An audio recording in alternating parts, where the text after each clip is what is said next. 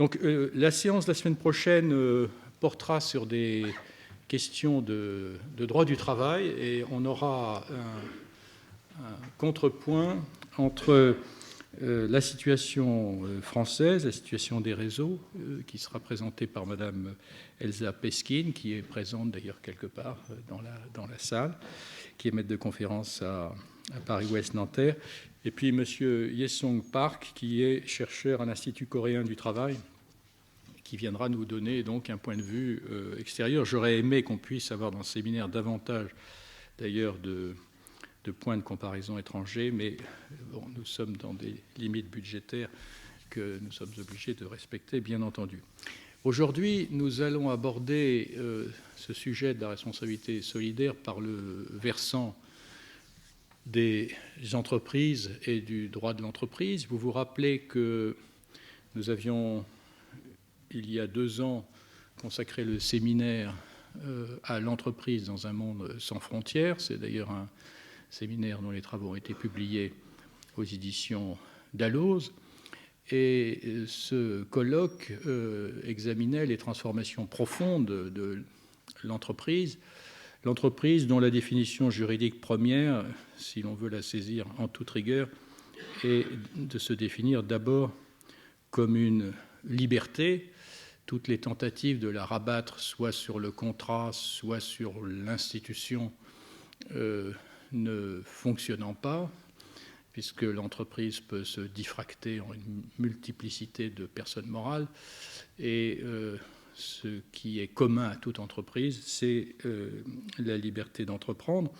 Mais les formes d'exercice de cette liberté, les modalités qu'elle prend de nos jours, se sont profondément transformées, sans, semble-t-il, que cette transformation soit toujours très présente dans l'esprit, y compris du législateur, si j'en juge par exemple au débat actuel sur la réforme du droit du travail, qui semble encore fixé sur une conception de l'entreprise comme une sorte de, je dirais, qui m'évoque Paul Durand, pour ceux qui ont la mémoire longue des débats de droit du travail, c'est-à-dire comme une institution avec un employeur qui est vu comme un exécutif ayant aussi des fonctions législatives, et une communauté de travail stable avec laquelle on pourrait négocier une loi de l'entreprise, c'est-à-dire d'envisager l'entreprise comme un ensemble homogène, stable et formant une petite société politique indépendante. Il est clair que les formes contemporaines d'organisation, de mise en œuvre de la liberté d'entreprendre déjouent le plus souvent cette façon de voir, et que la liberté d'entreprendre est le plus souvent aujourd'hui relative, qu'elle inscrit nécessairement celui qui l'exerce dans des liens d'allégeance, que ce soit pour dominer des entreprises fournisseurs ou sous-traitantes, ou pour dépendre d'entreprises donneuses d'ordre. Et nous avons, lors de l'exposé du professeur Mark Friedland la semaine dernière, l'une des remarques qu'il faisait qui me paraît mériter d'être retenue pour le cas français à partir de l'expérience anglaise du self-employment, et que le travailleur réellement autonome, entrepreneur de lui-même, est une vue de l'esprit, et que très rapidement, ou bien son succès fait qu'il va devoir compter sur des gens qui vont dépendre de lui, et alors il va se retrouver dans une position semblable à celle d'un chef d'entreprise, ou bien dépendant de dispositifs techniques, informatiques, informationnels, il va devoir s'intégrer à un groupe qui lui fournit les moyens de son travail, et il va se retrouver dans une situation de travailleur dépendant, quand bien même celle-ci ne serait-elle pas qualifiée d'emploi salarié. Donc ce qui caractérise aujourd'hui les évolutions de la mise en œuvre de la liberté d'entreprendre, c'est cette façon de tisser des liens d'allégeance. Et ceci, évidemment, transforme considérablement la façon dont se trouve posée la question de la responsabilité. Cette question de la responsabilité, nous l'avions abordée aussi lors du colloque, celui-là, de juin dernier, je l'ai évoqué lors de la première séance du séminaire, Et toute une partie de ce colloque, qui a aussi été publié lui aux presses universitaires de France, évoquait les problèmes de responsabilité de l'entreprise. Et la difficulté, par rapport à ce modèle ancien qui semble encore habiter l'esprit du législateur, comme je l'indiquais, c'est que dans le modèle ancien d'une entreprise intégrée avec un pouvoir réellement souverain à sa tête, la responsabilité peut être tout entière placée dans le chef de ce souverain de l'entreprise, du dirigeant. Il a le pouvoir, il est responsable. C'était ça l'idée. Dans les chaînes de production, au contraire, la responsabilité, bien entendu, se déploie sur l'entièreté de ce lien d'allégeance. J'ai évoqué la dernière fois l'exemple topique de l'affaire du Rana Plaza, où il est clair que le sous-traitant ou le fournisseur qui se trouve au Bangladesh a une responsabilité personnelle dans la catastrophe et la mort dramatique de plus d'un millier d'ouvrières, mais que sa responsabilité ne peut pas être totale dans la mesure où lui-même agit sous la dépendance et le contrôle de donneurs d'ordre qui lui imposent des conditions qui limitent sa capacité de prendre des décisions qui assureraient la sécurité des salariés.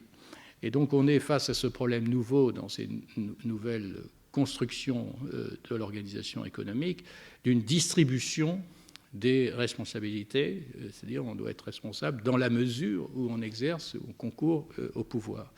À la question de savoir qui est responsable en dernier ressort, lorsqu'il n'est pas possible d'identifier un responsable déterminé. Ce sont ces questions que nous allons donc aborder ce matin. Je remercie très chaleureusement mes collègues d'avoir bien voulu venir nous apporter leur lumière sur ces sujets. Tout d'abord, le professeur Bruno Dondero, que je vais vous présenter un peu plus dans un instant, et aussi le docteur Samuel Jubé, qui dirige l'Institut d'études avancées de Nantes, qui avait déjà contribué au séminaire sur l'entreprise que je viens d'évoquer. Donc, le professeur Dondero est agrégé des facultés de droit, bien sûr, et actuellement professeur à l'université Panthéon-Sorbonne. Et il a suivi un double cursus droit français, droit italien à l'université Paris-Ouest-Nanterre. Je le précise parce que je sais que nous avons des collègues italiens dans la salle, donc les questions pourraient être posées en italien éventuellement. De même d'ailleurs qu'à Samuel Jubé qui parle l'italien comme sa langue maternelle. Donc il a soutenu une thèse consacrée au groupement dépourvu de personnalité juridique en droit privé, qui a été édité aux presses universitaires de Marseille en 2006. Et il a été ensuite professeur à l'Université de La Réunion, puis à l'Université de Picardie, avant de rejoindre donc l'Université Panthéon-Sorbonne, dont il dirige le Centre audiovisuel d'études juridiques, enfin plus large, des universités de Paris, le CAVEJ, qui est un service interuniversitaire qui assure l'enseignement par les moyens modernes que j'évoquais tout à l'heure, notamment les MOOC. Ça doit être vous occuper des MOOC. Bon. Par ailleurs, il a publié toute une série d'ouvrages et d'articles, principalement dans le domaine du droit, avec cet aspect un peu de dinosaure qu'on finit par avoir avec l'âge, je continue d'appeler le droit commercial, mais ça ne s'appelle plus comme ça, c'est le droit des affaires, sur le droit des marchés financiers. Et notamment, c'est lui qui est en charge de la chronique du droit des marchés financiers à la semaine juridique et à une chronique sur les sociétés par actions à la revue trimestrielle de droit commercial et sur le gouvernement d'entreprise à la revue trimestrielle de droit financier. Il est l'auteur d'un hypercours. Alors, vous pourrez nous expliquer ce qu'est un hypercours par rapport à un cours de droit des sociétés qui est dans la 3e édition est paru aux éditions Dalloz en 2013. Il y a peut-être une édition. Il y a une 4e édition en 2013. 2015. Alors, la 4e édition 2015. Et il est co-auteur avec Paul Lecanu du précis de droit des sociétés aux éditions Montchrétien.